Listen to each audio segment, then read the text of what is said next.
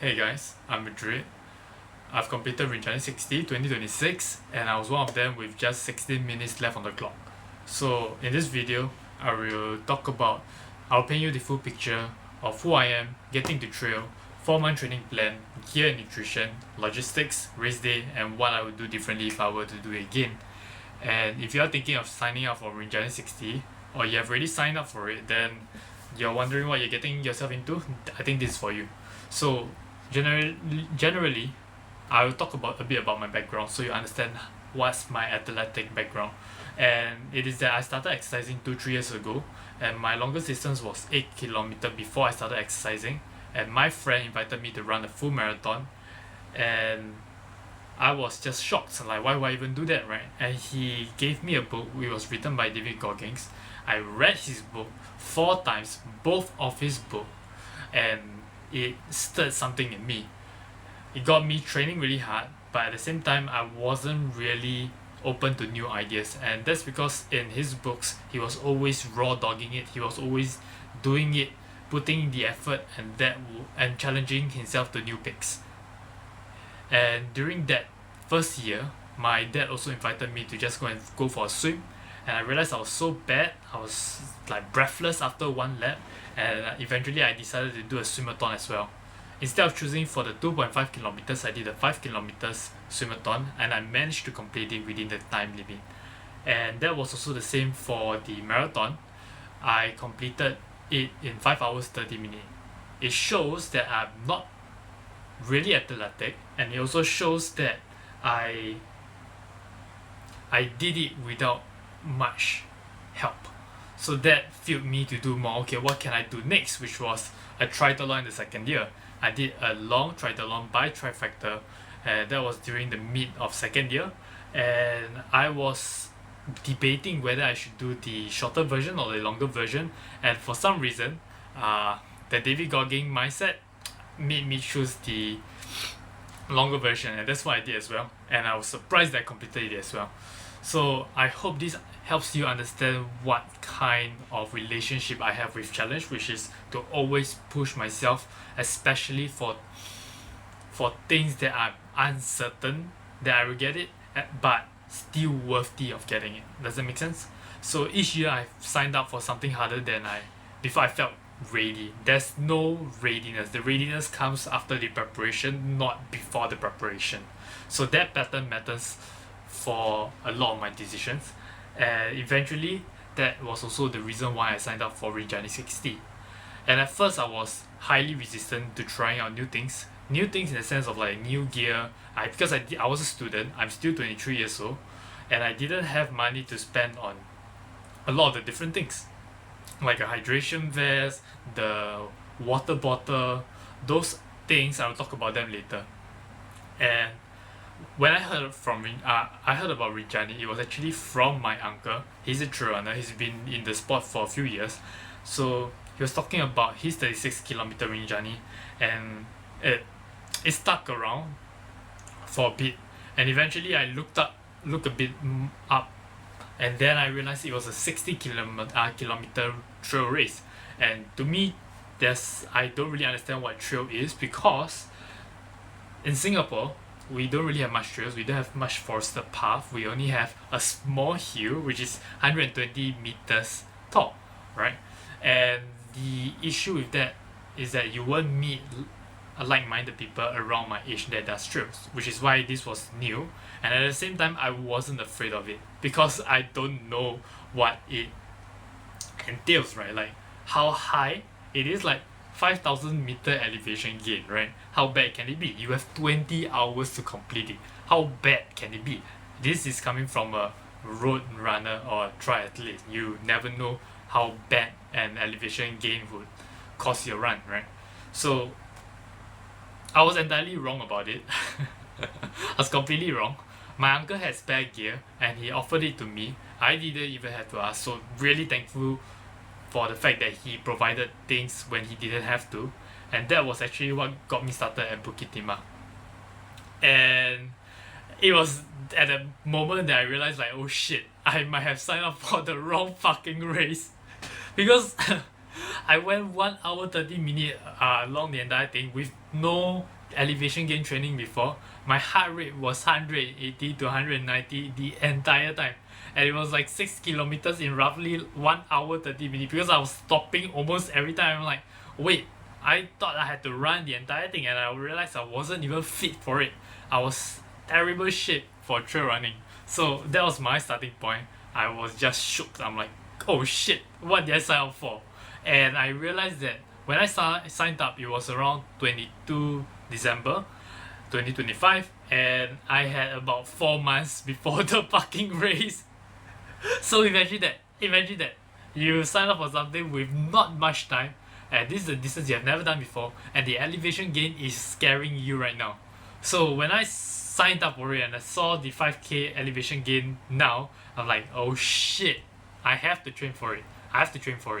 But when I signed up, I didn't have any proper plan. Same thing, no trail coach. I basically used AI to generate a training structure. It was horrendous. Let me see if I can look for it. I think, yeah, I do have. So they gave me like gym sessions. It's like 3 km power hike at 15% incline, as well as 8 km flat run on Tuesday. Wednesday give you more shoulder press dips, I don't know why, and then some HDB stairs. That's basically our government housing that allows us to climb multiple stairs on a certain building. And then give you some leg days as well as some treadmills. And then on Saturday they get me to do more Bukit Timah repeats and some rest as well, right? I thought that was crazy, like to even try to maintain that kind of intensity. I thought that was like crazy, right? I tried for first 1-2 weeks, and yeah, I am starting to realize that it wasn't enough. It was insufficient, specifically for Rinjani 60. So I only understood that after training with my uncle and with the trail community. So one thing to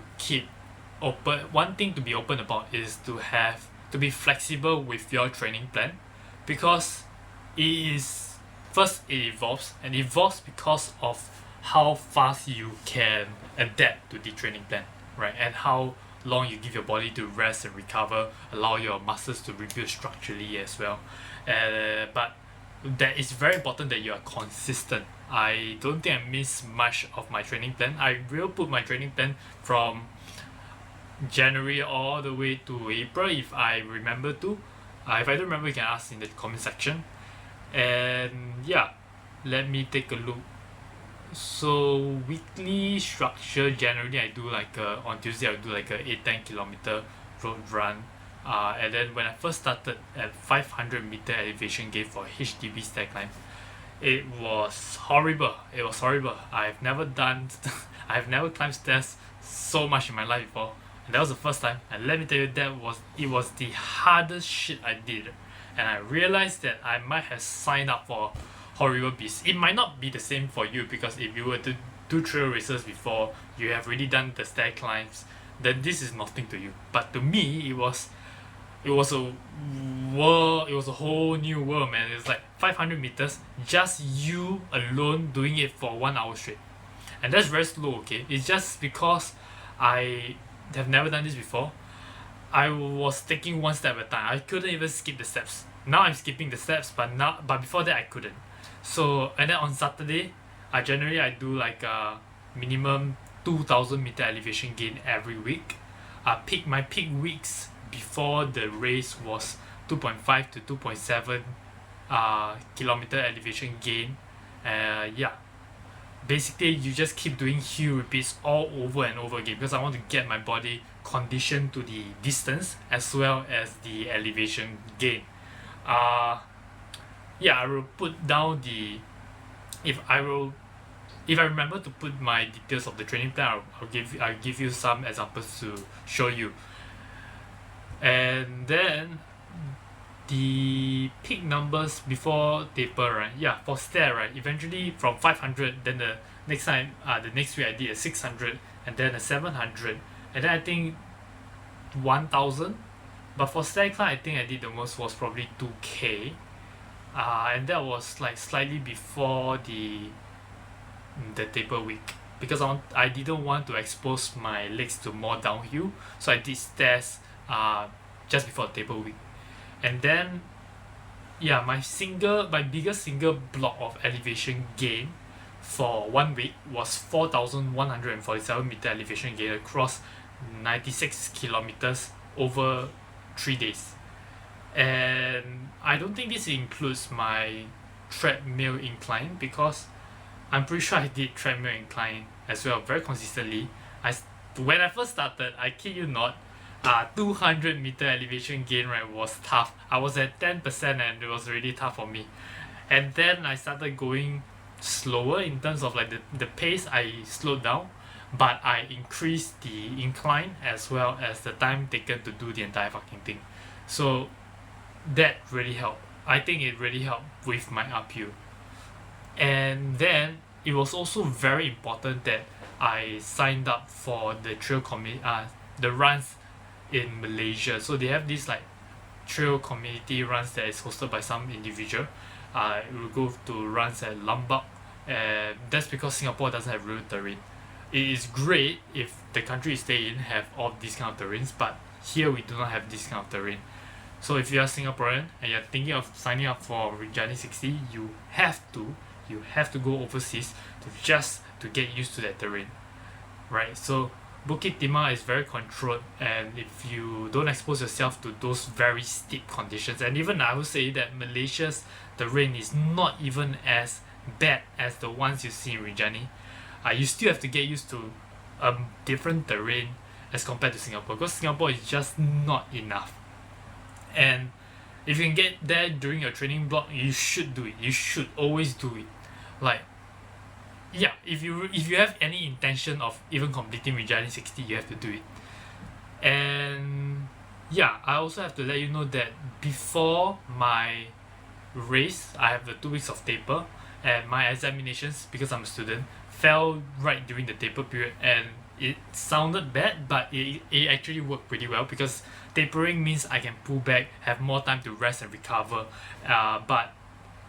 But generally, right, my training plan throughout the school semester caused my studies to take a hit. I didn't perform amazingly, but it was a conscious decision to make whether I want academics or I want to complete the freaking Rinjani 60. Because it was tough. It was fucking tough. The training plan basically made me really tired after all of my training sessions, so I really didn't have the time to just sit down and then look at the screen again. It was just really tiring. Yeah, okay, let's take a look at what else I want to talk about. 4 months is too short. Yeah, so it is very important to note that 4 months is not enough. It's definitely not enough if you're thinking of signing up for Rinjani 60, especially if you're working. If you're really doing something on the sidelines, it's not enough. But if you already have prior experience, you did 60-kilometer races before, I think it would be much more doable for you. And because I came from a road running background, I didn't have any trail experience. That's the biggest distinction. Yeah. Okay, let's take a look at so let's talk about some gear and nutrition. This was something that I wish I knew, but thankfully my uncle helped me with most of the gears that I should buy. And this really depends on the budget that you have for yourself. It just so happens that if you get something that is not as good, how do I put this? If you're working, I think you should just splurge on the freaking gear. Mainly because you don't want to make yourself have excuse if you were to fail freaking Rinjani 60, right? We are working, and then we don't have much time. And if you're going to not splurge on something and then complain that you didn't complete it because you didn't get a specific gear, that's quite stupid, right? So my advice is that if you have the spending potential, go for it, splurge it. Try to understand which gear suits you best. Right, so for the watch I use Coros Apex 4. I love this watch. It's amazing. I don't know why I didn't get it before even trail running. It's great. The battery life is great. I'll talk a bit more if you want me to talk about. I'm just going to give you a very brief overview on what I brought to Rinjani as well. I got the shoes Skylast Fuga DU2. For some reason I kept sleeping on it, but maybe it's just a user issue. And then I have a hydration vest. I'll bring it to you actually.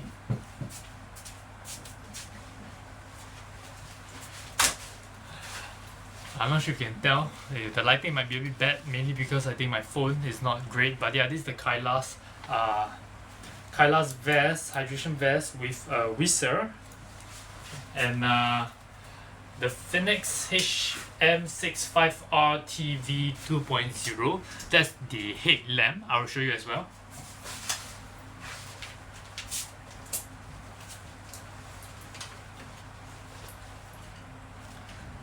Yeah, so this is the headlamp. This headlamp is amazing, man. Like, I have no issues with it.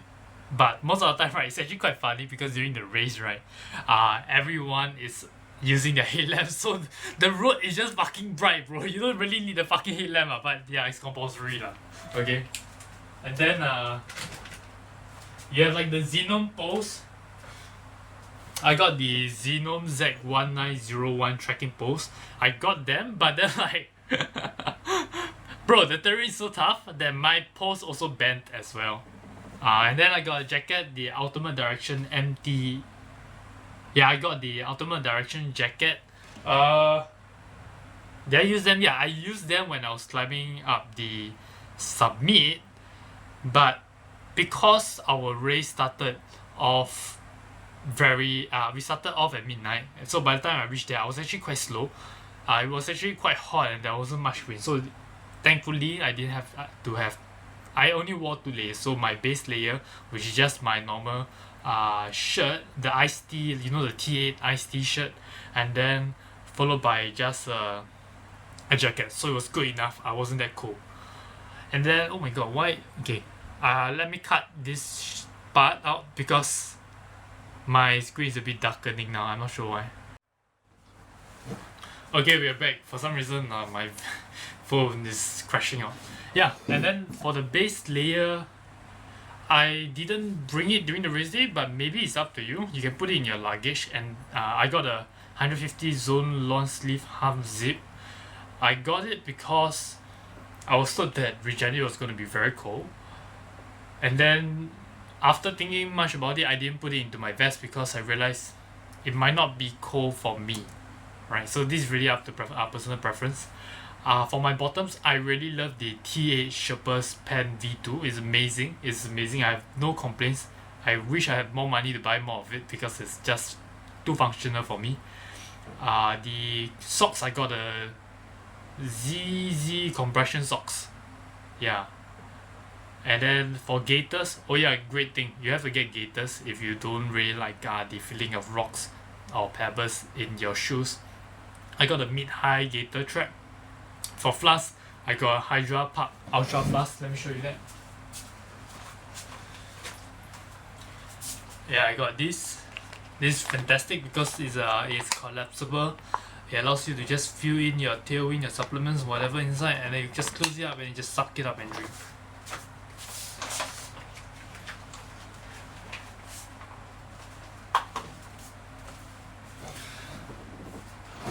Yeah, and aside from these 2 ultra flasks that I brought, I also brought like was it 2 or 1? I can't remember, but I might have brought 2 500 ml soft flasks with it as well. So I just put behind my vest, so I have 2 in front and maybe 2 behind. It's either 1 or 2, but it's yeah, I don't really remember. And then I think it's also very important, if you don't wear glasses like me, if you don't wear glasses, you should just get those kind of sport sunglasses. So when you're climbing up Rinjani, then the sun rays doesn't hit into your eyes. I think it was a great decision for me to get a prescription sport sunglasses. Basically, you just go to any store that sells you glasses, just ask them you want some tint on your glasses, make sure it's like UV and everything, all those small little things. I paid around $200 to $300 for it. For the and safety, they require you to use like some emergency blanket, first aid kit. I'm sure you guys can get that yourself. And then a spare battery for your headlamp, alright? And then the extras are the neck gaiter. I just wore it, I don't know why. Was it useful? I don't really know. I got a cap because I have long hair. I got gloves. Gloves, I don't really remember using them. Yeah, I only used them towards up the summit because I was afraid I was going to be cold. I think it was okay. I used lip balm, sunscreen, and then yeah, that's for before the race. I applied them before I went for it. Nutrition, I used Tailwind Endurance Fuel. That was my primary fuel source, and then I placed into this like milk powder sachets. I filled it up individually, put it into my vest. So when I came to I came to the aid station, I can just open the bottle and then just pour everything and just pour all the tail into it and then just fill it with water and I'm ready to go. That's how I prepared my electrolytes, and then I got a lot of GU energy gels, so many I couldn't count. I had all sorts of things, and this is what worked for me. The nutrition you have to trial and test on your own. You just need to get a lot of carbs and energy because you're expending a lot of energy right throughout the entire thing. And then I also got the electrolyte capsules. That's just for change in taste, make sure that I have the salt as well. And then yeah, so at the aid station, right, I just took whatever was available. I really love the hot soup that they have.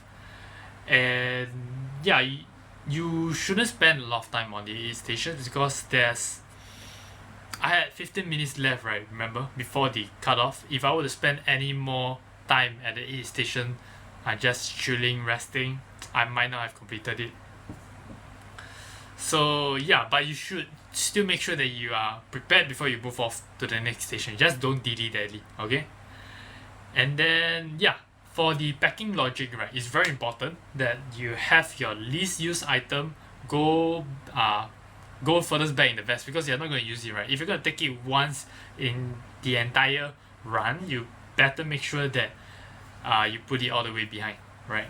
And then the most used items like your gels, not all your gels, some of the gels that you are not going to use immediately, you can put it back.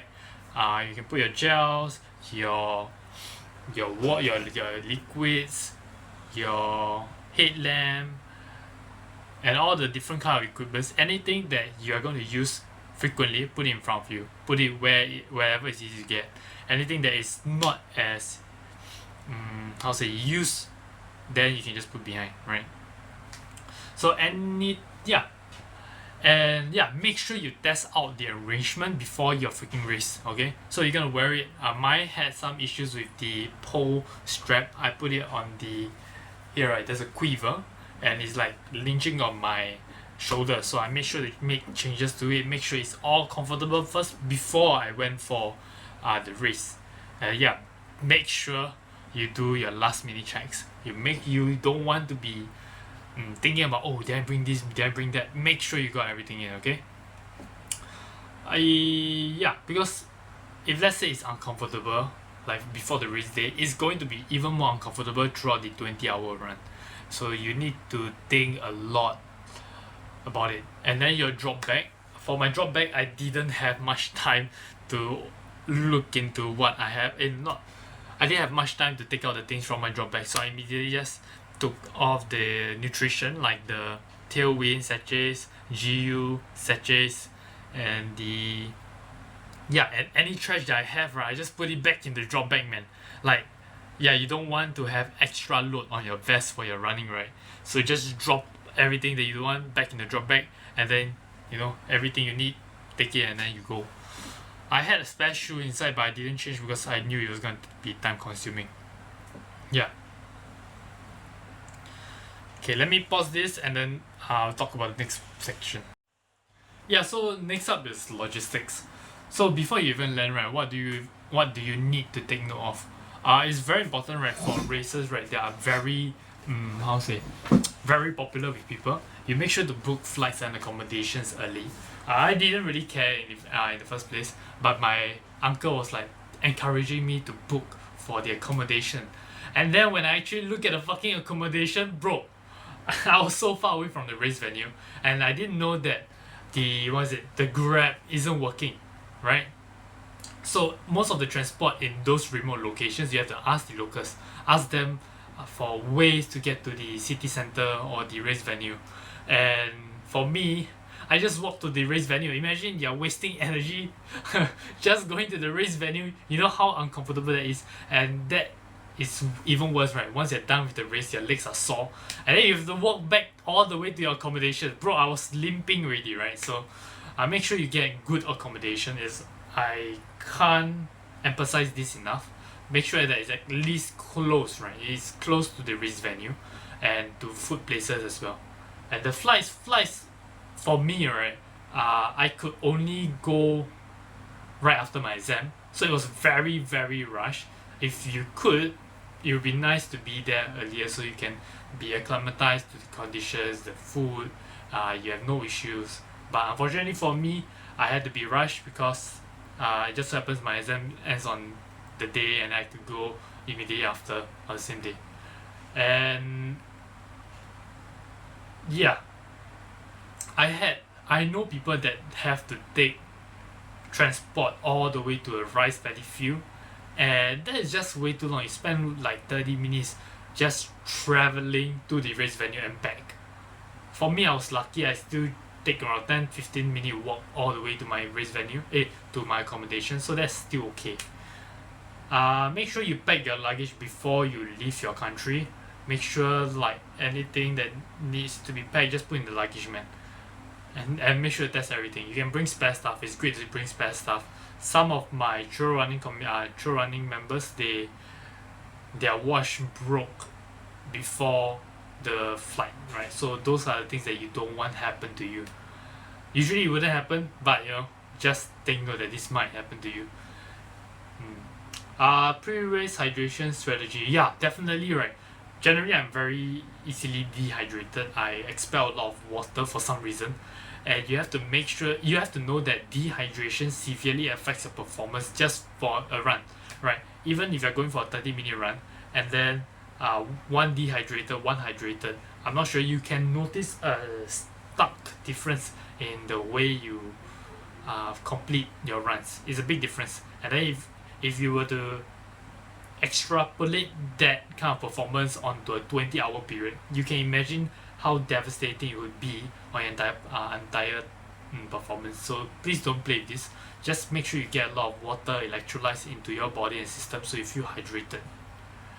And then hydration is about fluid retention. It's not just about fluid intake. What does that mean? It means that you have to have the sufficient amount of electrolytes, and like for example, sodium will help you hold onto that water into your body system for longer periods of time, and that's what is essential. Okay, so you please read up more about this if you're interested, and I can talk about it more, but for this video I'm just going to talk about an overview about the entire thing that we did. Okay, and then for food, no oily food, no spicy food, no funny stuff. Okay, you know your body better than I do, so make sure you just get clean food like a few weeks, 2 weeks before the race. Okay, during your taper, eat clean.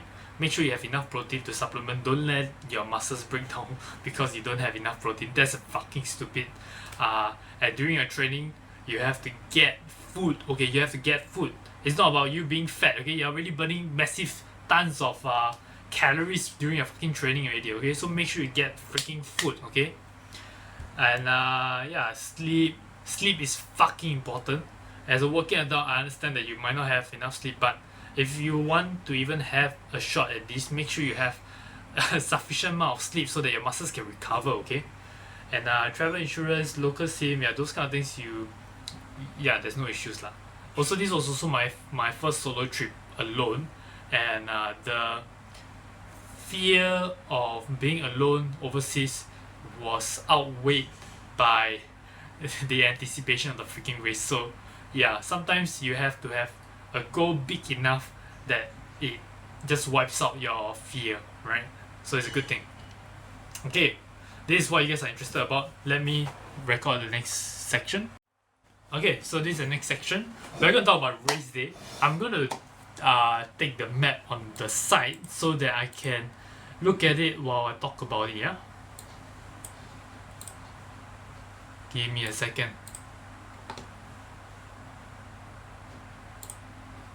Okay, so my race day experience, this is probably what you guys will want to hear about. My sleep was good. And on the bus to the start, I try not to talk as much. I was trying to get my head in the zone. I didn't want to be laughing. I didn't want to be enjoying the atmosphere. This is really up to personal preference. It's just that for me, I knew that this race is really difficult, and I didn't want to be just laughing about it because like I don't want to waste any energy thinking about something that might just not happen, you know. And during the flight when I came to Lombok, I was reading David Goggins. I was just really trying to get my head in the zone. That was my mindset when I come to this line. I wanted to buy the Rinjani exclusive shirts at the partner stores, but it's just that I didn't want to buy something that I didn't earn. So it was actually a mistake because by the time I finished the race, all of those stores ran out of the clothes. So if any one of you guys have the shirt, please, I want to buy it off you. I'm a size S for the shirt, okay? Size S or M is good enough. I really want to buy, or maybe you want to send me, I would love to, okay? I just don't have it, okay? But anyways, yeah. And I want to keep my focus very internal. I did talk to some people. It's not that I didn't talk to. It's just that I kept it very chill, nothing very serious. And before the start of the race, I was alone by myself. I think it's very important to be alone. If you're going with your friends, that's great. But for me, it was always very alone. I was training alone, and I was doing my stretches alone. And I was just getting into the mindset that it's going to be hell, right? It's going to be hell. Just right before there's this flag area, right? There's a lot of people standing up and they're asking people to do waves. There's like a lot of celebration. Bah, bah, bah, bah, bah. I'm just sitting down beside everyone standing up, just sitting down. There were chairs scattered. I just sat down. I didn't partake in any of those. It's really up to you. For me, I prefer that I give my best shot at it, right? I didn't want to just feel relaxed just before the thing. I want to be tense. I want to be a tense motherfucker, right? Yeah. And when the race started, everyone was sprinting, man. I'm like, what the fuck? Right? Everyone was sprinting. And it's important to note that for your first part of the race, right? Your first climb of, 2.5 kilometers, right? In 11 kilometers length, right? Maybe your first kilometers, right? You will be met with a slightly higher uphill than usual, but it's not a climb, and most people will be running, and it might be a good decision to have that expectation because if if you didn't expect it, you don't know how to prepare for it, right? And my heart rate was 170, 180, which wasn't good, but I had the knowledge. I was told that if you really want to complete the race, look at the completion rate, and then based on the completion rate, you should be in that percentage. What does that mean? Knowing that previous records, it was around 20%, I knew that I have to be at the top 20% in terms of the league, right? And it was a great decision by me because right after we meet up the actual the start of the climb, that was when it was packed. It was very hard to overtake one another, and your time is limited by the person moving in front of you, okay? And that was bad. Like, even though you're pushing with the pack, your heart rate is high, and you haven't even you're not even started with the mountain. So yeah, some people might say go out slower than you think you need to, but I think it really depends on the course, and it just so happens that for this course there is a bottleneck at the start, and it sucks that the day before you also ran, so the terrain is very muddy and you're wasting a lot of energy when you're overtaking someone. And I was basically trying to run uphill because it was too crowded to do anything else. Most of the time I would just overtake. But within, I would say maybe 60 minutes in, I cramped, and it was a bad cramp. It was a pretty bad cramp. The cramp happened on the side of my calves. Hold on, the side of my calf. It happened here. So yeah, right here. Yeah, it happened here on both of my legs because you know the terrain is uneven. So when the terrain is uneven and then your leg steps on something that it wasn't supposed to be stepping on, it slips and you will place a lot more force on the sides of your calves. And that caused me to cramp badly. It was so painful because usually your cramps are on the calf itself or the quads or the hamstrings. Those are, I would say, not manageable but at least expectable. You know what kind of pain it is. But on the side of your calves, oh my god, the pain intensity was through the roof. I was standing on the side because I couldn't continue. It was 1-2 minutes worth of time, and then a lot of people caught up to me because I was cramping. I couldn't continue, and I realized like, okay, you know what? I have to push through the cramp. But yeah, so push through the cramp, and that means like, okay, you know what? No matter how fast or how slow I am, I have to continue. And I took my pose and I just continue. Oh yeah, talking about pose, if you don't train with pose, then don't use the fucking pose. It's gonna make you slower. Everyone is gonna bring their pose, but if you don't know how to use them, it's a waste of fucking time, okay? You're gonna lose a lot of ground just because you don't know how to use the pose, and you brought them because everyone around you brought them, okay? My suggestion is that you shouldn't use pose if you don't know how to use them, and only use them where you really need to, especially the climb up to Rinjani. This is not the climb up to Rinjani, this is just the climb to your first fucking checkpoint at 11 km, okay? So, climb wise, around 2.5 kilometers. You just keep climbing. Your heart rate around, it should be around 160. It was that around for me, 160, 170. And then,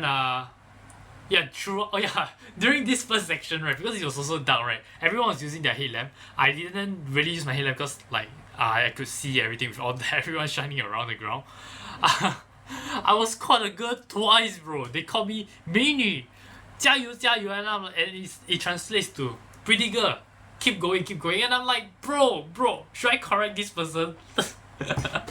And then there's this like camping ground, right, for like some Chinese travelers as well. And then it's like, oh, you are the third woman you're leading the race, third woman leading the race. And I'm like, oh my god, no, I'm not a woman. This is fucking funny. So that was like a bit of humor to add in for my first section. That didn't happen after that, thankfully it didn't happen. And then once I reached the first checkpoint, there was this guy that was really helpful. He was helping me. Okay, now here's a coconut drink. In the aid station, what I saw was we have coconut drinks, we have hot soup only at certain aid stations. We have banana, we have watermelon, we have some crackers. But yeah, not really variety. There's not much of a variety. That is usually what. Yeah, that's what I remember. And there's a bit of sweet, a bit of jelly. Yeah, those very agar. Yeah. And then the descent after the first climb. So I spent maybe around 2-3 minutes getting all my stuff, drinking up, filling out my water bottle, and then I head off really. Okay, don't spend too much time. I head off. It was good that I head off first because there were people slower in front. And I couldn't overtake them because it's a very narrow path down to before you reach checkpoint 2. Okay, I'm going to refresh this because right now it's going to become dark. Yeah, so I caught up a lot of time and everyone was behind me. Because of me just pushing past the river crossing, getting my legs wet, right, I made up a lot of fucking time. There were no one in front of me and I was just running freely, and that was a very relieving moment because it's like, oh shit, you just gained something for your ego, you gained some confidence. Okay, you're back in the race, That was really necessary for me. I would suggest you to do the same. Unless you have some issues with river crossing, then maybe try something else, man. And then after that, once I reached the checkpoint, which was checkpoint 2 before the summit, it has a cutoff time of 10 hours. You should reach there around 8 or 9 hours in, I think. I don't really remember. I'll have to check back. 7 hours maybe? Yeah. And then you should get ready for the next time. I took out my sunglasses. I took out the jacket. I wore them already. I refilled all of my water bottle. Drank hot soup, fantastic idea. Drink hot soup, and then maybe spend 5-6 minutes, and then after that I ran up already. I continue running up already, and yeah, this is where I was expecting some sandy, unstable ground, and people were saying that every step up you will slip down, and it is very demoralizing if you have never trained these kind of conditions. It was lah, and it is that it tests your mental composure more than your fitness. There are people who climb Rinjani without poles, and that includes spotters, right? So knowing that it's possible to do it without poles, and you have poles, it should be easier for you to do it. So why is it hard? And that's mainly because you don't have the mental strength. So you have to keep thinking. Yes, you have the mental composure. Just keep pushing. Okay. I didn't use my poles because eventually I realized like, wait, this is a mental game. I just put my poles behind me and they just keep trudging along. And then up the certain section, right, maybe a few more 100 meter of elevation gain. That was when I realized that no matter how I trudged up, I was just falling. Then I took out the poles and then I just moved up. Okay? But it's definitely possible to do it without poles. It's just super difficult. So reaching the summit, right, I know that this is not even halfway there. Because at the summit, you are only 22.5 kilometers of the race, and this is probably the most elevation gain you have done. But you're not done yet. This is where you can take your photos. You get someone to take your photos, but don't spend too much time. What I did was I asked one of the hikers to take a photo for me, and I took a photo for her. And then she offered some biscuits and drinks, but I only took 1 or 2 biscuits, and then that's it. I have to continue. So right after that, I was pretty much at the back of the entire race pack already. Most people that are still up there are going to DNF, and everyone was at least the top 20%. They already passed already. They already went down when I went up, you know. So as I was going up, they were already going down. Okay, that's a very important thing to note. And when you know that you are at the edge of failing, it is a very scary feeling. Oh yeah, I didn't mention to you that throughout this portion of the race, I already had experienced at least 6-7 cramps, and yeah, people share with you that you can use cramp fix to, stop the cramps. But personally, I had a very big mental shift, and I don't really know how to explain it to you because most people are afraid of cramps. I was too, but I realized that there's a way to overcome cramps, and that is to, let's say I get the cramp, right? I get a cramp. I'm like, okay, shit, I need to rest. That's your mind telling you that you need to rest. But what I did was, okay, 5 seconds, breathe in, breathe out, okay? I take the pose, I just started moving. I started moving the cramps, and eventually you start moving faster and faster, and then you back to running action. The cramps disappeared. And then in my head, right, the entire time I was telling myself, cramps, you dare come? Come, cramps. You keep coming, cramps. You're not going to stop me. I'm waiting for you to come, you know? And unless you have the mindset of conquering cramps, it is very hard for you to complete Rinjani. That's my personal experience. If you are much more trained in this trail running, you probably wouldn't experience as much cramps as me. I felt a fuck time. I cramped a fuck time. And I was really thankful that I haven't suffered any game ending or race ending injuries. So that is really lucky on my side, okay? And so I was saying, right, as I'm descending down the volcano, right, it is very sandy, and I was suggested to ski down the volcano by my uncle. And I'm like, I've never done skiing. How do you ski? So before that, right, I was trying to like go down the volcano like, right? I was going down the volcano like this, and then I just keep falling on my fucking bum, man. It is like, what the fuck? It's not painful because it's so sandy. It just like spreads you have a larger surface area and doesn't feel like anything. But it's just like very demoralizing because like every time you fall, you're like, oh, I have to stand up, and then you fall and you have to stand up. But the key to skiing is not actually skiing, it's running down the fucking volcano. So when you're running down, you're going to lean forward, right? Make sure you lean forward, not lean backward. When you lean backward while you're going forward, right? Imagine this is you, and then this is the ground. If you lean backward while you're going forward, imagine what is that. Look at this. This is a very silly diagram. You can fall. But if you lean forward while you're going down, the gravity is going to keep pulling you, keep pulling you, keep pulling you, and you're going to go all the way down. And you're not going to fall. So that's the very key point to skiing down the volcano. And it's a very fun experience because like when I was there already, most of the people are already done with the volcano. So I was really behind time already. And then yeah, when I reached the checkpoint 2 again, there were no one at sight, bro. There were nothing much really. Watermelons, banana, there's nothing much really.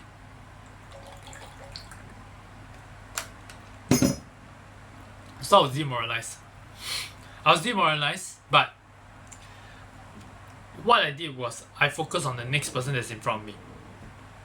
If he's there, I'm going to run to him. And then after that, I focus on the next person in front of me. Okay, I'm going to reset this again. So I was focusing on the next person and the next person and the next person. And that's how I continued to overtake people. And I knew it was going to be very tough. Because I was already behind the top 25% given the completion rate. And I've hit during the distance between checkpoint 2 and checkpoint 3, there were no one. So it was scary. And it was a downhill experience. Until there was this guy, this Indonesian runner, he overtook me. And I realized how fast he was moving. And I realized that if I do not keep up his pace, I'm not going to complete. And for some reason, I believe in him way more than I did in myself. That I just started to... So as he's running downhill, I just sprinted to him. And then we just continued behind. Okay? And what happens is that he thought I wanted to overtake him. The issue is that I couldn't overtake him because if I were to overtake him, I were to just, fall, and then he was going to overtake me again. So I realized, like, okay, you know what? I'm just going to stick behind him throughout the entire race. And that was the single most best decision I did, because without him, right, I wasn't going to navigate properly to the finish line. I wasn't going to go downhill as fast as I did. He was at least 3 times faster than me when going downhill. That's a very big difference. So because I didn't train much in downhill, this is a recommendation to you to train your downhill going in very technical terrain. Very important. And when we reached checkpoint 3, it was an empty aid station. There was pretty much nothing left on the fucking aid station, and that was when I realized we are entirely behind the pack. There was nothing, and it's super demoralizing. You just don't even want to know what's going on in my head. And I took out my water bottle. I was gonna fill up already. He left already, and I realized, oh shit, he left already. I have to cap my water bottle and then chase after him. So that was what I did. So it was a very split decision making by me, and it was definitely a good decision because without him, right, I was never going to complete this.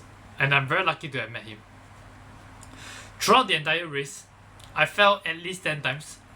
Some in very terrible positions. But there was one of it, right, that I land and then half my leg is sticking off the edge. The other one was like, this was a decline. I was running downhill and then I land in front like this. It was quite bad. But I didn't surface any injuries, so that's really lucky for me. I ran with one bent pole from that point. I was cramping, but I just pushed through. And from checkpoint 3 to checkpoint 4, I think we made a wrong turn. And that wasted 5-10 minutes, and he was getting a bit frustrated because he was scared. He was afraid. We were all afraid that we were not going to make it. We are already behind the 20%, okay? Remember? We are already behind the 20%. But thankfully, we maintained that composure and we continued. And from checkpoint 3 to checkpoint 4, it was just a very long decline. And eventually we reached checkpoint 4, and that was where the drop back location was. So when we saw the drop back location, it was one of the best things to happen because it allowed us to refresh ourselves, and we saw people. the 20%, the top 20% people, we saw them and we're like, oh my god, we actually have a shot in this now, right? Because before that we didn't have a shot. We were just demoralized. We didn't see anyone. And by the time we reached checkpoint 4, I'm like, oh my god, there's a sense of relief, like, okay, we are still in the game, guys. We're still in the game. Don't fuck this up. Don't fuck this up. And at the drop back location, we took our stuff. I didn't change my shoes. Just take my... Yeah, they took some time to find my bag as well. So that was a lot of wasting time. But during which I just fill up, drink, eat. Make sure you are filled up. And then when the drop back comes, you can just quickly put your stuff. And then when he was prepared to leave, right, I have to be ready already. And that was what I did. Like once he was getting out, I'm like, okay, you know what? I'm following. Because remember, we are not friends. We weren't friends. And he was just someone that I was following. And that was the dynamic between us. I can't let myself hinder his performance. And he's not going to sacrifice that for me as well, right? And that was the mindset we have. Until we climbed this is the second incline, right? No. This would be the first hill after the Rinjani. So this first hill, right, I realized there's a reason why he was behind me until the downhill. And that's because his uphill wasn't as strong as mine. And during which he told me that he was going to cramp. And when he was going to cramp, I have two options. Either I stick with him or I just continue. For most people, they might have just continued. I stuck with him because I know that if I were to continue, I wasn't going to navigate as good as he was going to do, and he was going to go downhill 3 times faster. Imagine this, the height of the downhill, right, is this much. Basically, sometimes, right, more than your toes to your knee. Okay, that's the height of the downhill. If you don't know where to place your legs properly, quickly tap your legs, lightly tap them, you're going to face some injury. And you can't go down fast if you don't have enough experience in that. So when he told me, hey bro, I think you can go first, I told him, no, I'm going to stay here, I'm going to wait. So literally, right, while he has the cramp on the leg, right, we just stood one side waiting. And my heart rate was really like 130, 140, just as he was doing that. So imagine like how much time I would think I was wasting if I was like afraid. But I know that I wouldn't be in this current position if not for him. So I continued to stay with him, and eventually he pushed up to the top. And then I was right that the moment he goes downhill, I was so thankful that I was behind him because I could just mirror his steps, and that allowed me to move fast as fast as him, right? But it is unfortunate that around this uphill, right, the sun is already up. So when the sun is up, it's going to be hot, and when you're hot, you're going to drink more water. So his water, he ran out of water already. And when we reached at the bottom, there were volunteers passing us water, and they are not going to fill up the entire water for you. They're just going to fill up a bit of water for you only. And when they fill up a bit of water, you're going to use it very sparingly because you don't know how far is it to the next checkpoint. You can only hope and pray as you run up this road area. So the section from the downhill all the way is flat. It's just a road section, a very long road section. It's about 6 kilometers, and you have to imagine you have already done 45 kilometers already in the run. Okay, let me reset this again. Yeah, so you have already done 45 kilometers, and then now you have 6 more kilometers to complete. And here comes another decision. Yeah, imagine yourself in this scenario. You came down with 4 other people. They're still running up this road, and then you are stuck with this guy. Remember, he has a cramp. He has a cramp on his quads, so he's not going to push himself. He's going to walk. He's going to walk for this road section. And you can choose to run or you walk with him. For me, the decision was very clear because without him, I was sure that I wasn't going to complete this. So when people say that, oh my god, you completed it because you're strong, I wouldn't agree because it was 100% luck that he was there. If he wasn't there, I don't think I would have completed it. So during this long section of 6 kilometers of the road run, it is like beside this paddy, like large paddy field. So you're just running on the road. You're lacking water.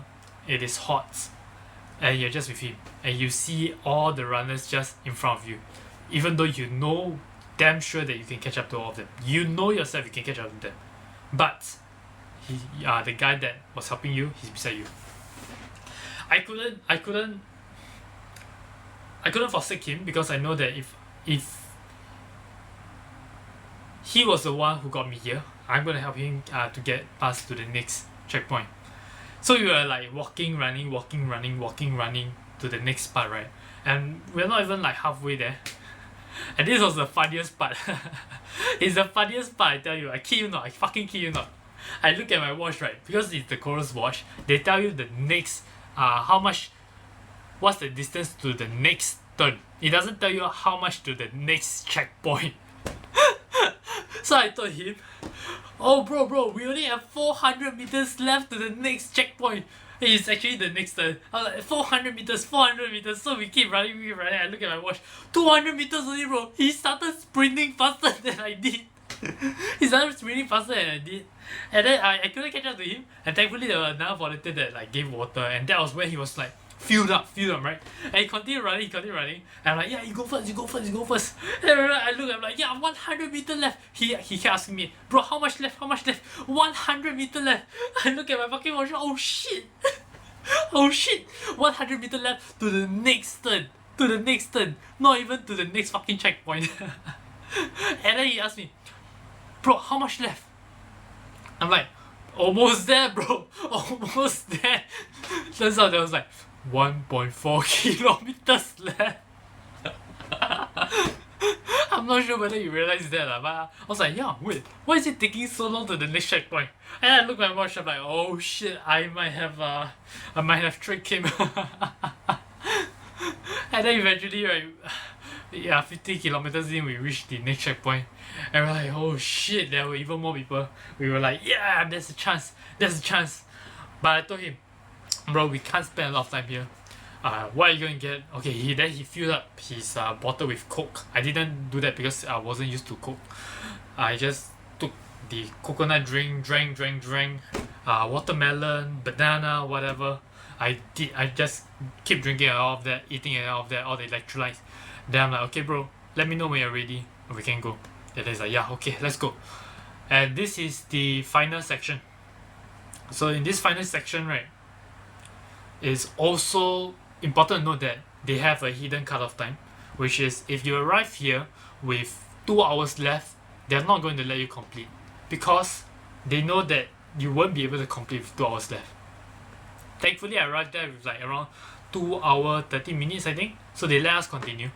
And then this was the weirdest section because both of us, right, we were already shacked. So he was looking at the signs, right? He's like, oh, is it there? I'm like, no, bro, just continue straight. He was really shacked. He was like looking around. He's like, hey, should I go back and then see whether this is the right place? I'm like, no, this is correct. Yeah, so we are all shacked. And then reached this rice paddy field. I was leading because he was really shacked. And then I realized like, oh shit, this rice paddy field. Bro, you can ask any Rinjani 60 people who did this. It was the stupidest part of the fucking race, man. It's just a rice paddy field, and the place is so narrow you can't run, and you can't find the next the next stick with the flag, or so you don't even know where to run. And it's like if you step on the wrong thing, right, you might just slip and fall. This is probably the worst section, and this was around 5 kilometers to the start of the next climb. And by the time we reached the next climb, right, I think it was, for me, it was about 2 hours already. And then it was getting dark, and I'm like, oh shit, it's getting dark. We have I think it was around 6:30 or 7. It's getting dark already. He's like, okay bro, take out my headlamp. I took a headlamp for him, and then I wore the headlamp. And we both of us know that this is the last climb. Actually, I didn't know. I thought there was another climb, but yeah, both of us know that this was the last climb. So I took out my poles as well. I already stored them back already. I only had one pole. Yeah. So I'm like, okay, shit, this might be a power hike session. This last climb, right, single-handedly, right, I don't know why some people say it was one of the easiest climb. For me, it's the hardest climb because we were pushing, right, and my heart rate was 160, 170, 180, and we were moving fast. We was like that was the entire climb. And this was how much? This was this height of maybe 400 meters, or 400 meters only, and it was so fucking tough because it was just upwards. And it was a bit misty and all, and there were people behind me, and I'm like, oh shit, there were people behind me. That means I can't fucking stop. So I just continued along the pace of the guy in front of me. I just like continued like trugging along. And eventually the two people behind me, we became like one big group, and we started navigating this entire situation together. And thankfully they could speak in Bahasa Indonesian. I couldn't speak, so I left all the communication to him, and he was navigating everything. And yeah, this was where I'm like, oh shit, this was where we're gonna get the third band. This is the third band. And I'm like, okay, we got the third band. And I'm like, okay, now it's time to go downhill. In my heart, right, I know that if I were to sprain my leg, if anything happened to me right now, he can just leave me and he will complete it. Because he's great at downhill. He's not going to fail at this part. I was going to fail if I were to sprain something. So I was very careful. It was a good thing that I was being careful, because if I wasn't careful and I sprained something, it was game over. So being careful, going down, because it's the last already, going down. Thankfully reached the bottom of the hill, and then we realized that it was only like a few more kilometers to the finish line. And that was when I asked him, hey bro, what's next? Because I didn't read the map. I didn't know how many more climbs there are. I was scared. I'm like, oh shit, we might not complete this. I asked him, how much more do we have to climb? He's like, bro, this is the last run to the end. And that was when it clicked to me. I'm like, oh shit, the last. And I realized that even if I sprain my leg now, I was still gonna complete it. And this was the only true moment that I realized that I was going to complete this race. This was the only moment. When we fully descended, we reached the gravel path. That was when I realized that we're gonna complete this. And it truly hit when we crossed the finish line. And I finished it in 19 hours 43 minutes, and that is fucking insane. I feel like I'm a bit tearing now, because it sounded insane. And after the race, I tried to sit down. I couldn't sit down. They offered some refreshments at the second floor. I had to use my poles to get up. I set my pole on the ground. I couldn't squat to get them down. I couldn't squat, for fuck's sake. And I went down the thing again. Oh my god, Jesus Christ, bro. I could not, man. I could not go down. Yeah, and even when I had to sit on the toilet, I had to hold onto the door to sit on the toilet and to get up from the toilet. It was a pain in the ass. I just left everything on the floor, and then I got someone to wash them the next day. It's fucking crazy. Okay, on to the next section, yeah?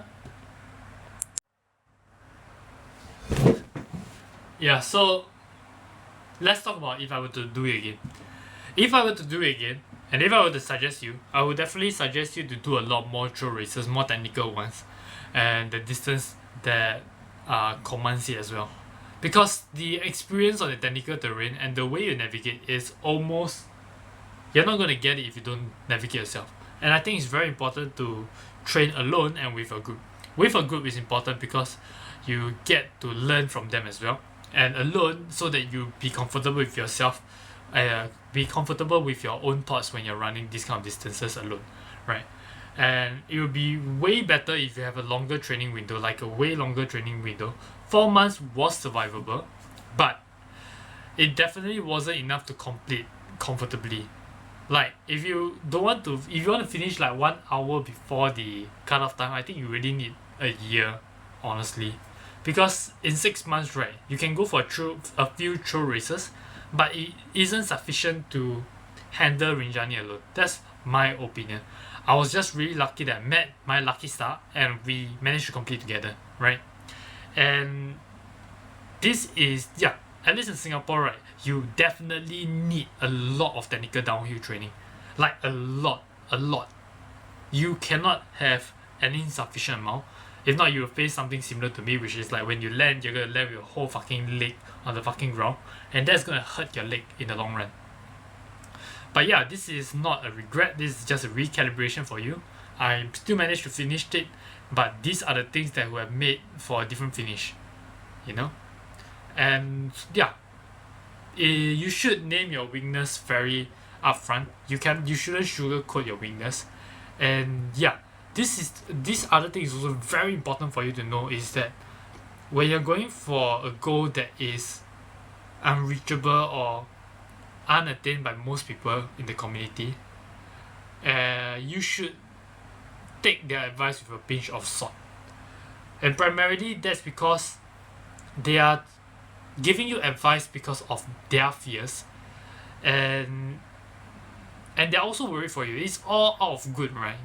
And they might have different goals. For them, most of them, they want to experience having a fun trail race. And for me, it was, I guess, trying to challenge myself to new limits.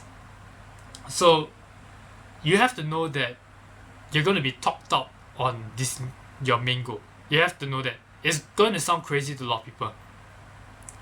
And I seriously considered just downgrading it to 36 kilometers because I knew I can complete 36 kilometers. I wasn't sure if I was going to complete 60 kilometers. I was really scared. I was fucking scared. And maybe I didn't have the courage to back down from it. But I guess I had the courage to face all my fears head on. And you don't have to be perfect. You just need to be prepared enough and stubborn enough. And I hope this video gives you momentum forward, makes it clear that whatever you're facing right now is just a beginning, and it's not clear, it's not a ceiling. And even if you did fail Rinjani and you're planning to go on for a second round, yeah, you can hit me up. I would give you my experience on it. I wouldn't necessarily say advice because I'm not the best person to look for advice. It's just that I wish I had some kind of video that helped explain how Rinjani was like, or at least a place I can reach out for help. And hopefully this helps you figure out a way to get your training plan structured.